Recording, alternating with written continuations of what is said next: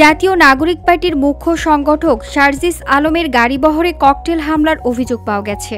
সোমবার বিকেলে বগুড়া শহরে এই ঘটনা ঘটে। তাকে জেলা পরিষদে অবরুদ্ধ করে রাখা হয়েছে বলে জানা গেছে।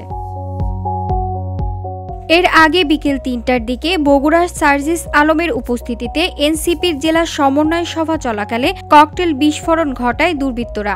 সোমবার বিকেলে জেলা পরিষদ চত্বরে এই ঘটনা ঘটে। তবে এ সময় এনসিপির কোনো নেতাকর্মী বা জেলা পরিষদ চত্বরে থাকা কেউ আহত হয়নি। ঘটনাস্থল থেকে পুলিশ অবিস্ফোরিত একটি ককটেল উদ্ধার করেছে। এনসিপির নেতাকর্মীরা জানান, বিকেলে সমন্বয় সভায় সার্জিস আলম যোগদানের পরপরই দুইটি ককটেল বিস্ফোরণ ঘটে। বিকট শব্দ শুনে সভাকক্ষ থেকে বেরিয়ে দেখেন ধোঁয়ায় আচ্ছন্ন প্রাঙ্গণ। এ সময় আরও একটি ককটেল অবিস্ফোরিত দেখতে পান তারা।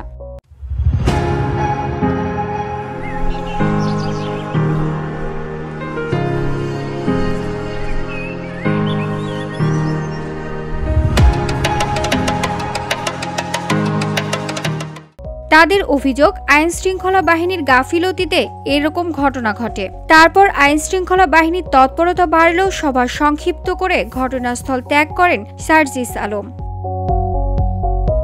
সার্জিস আলম সভাস্থল ত্যাগ করার পরপরই এনসিপির একটি বিক্ষোভ মিছিল বের হয়। এই ঘটনায় উত্তেজনা বিরাজ করছে বগুড়া শহর জুড়ে। পুলিশ জানায়, এই ঘটনার সাথে যারা জড়িত তাদের শনাক্ত করতে পুলিশের একাধিক দল কাজ করছে।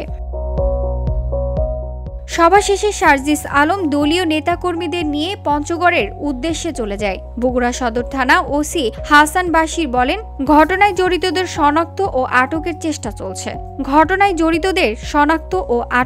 চেষ্টা চলছে। VOD Bangla news desk.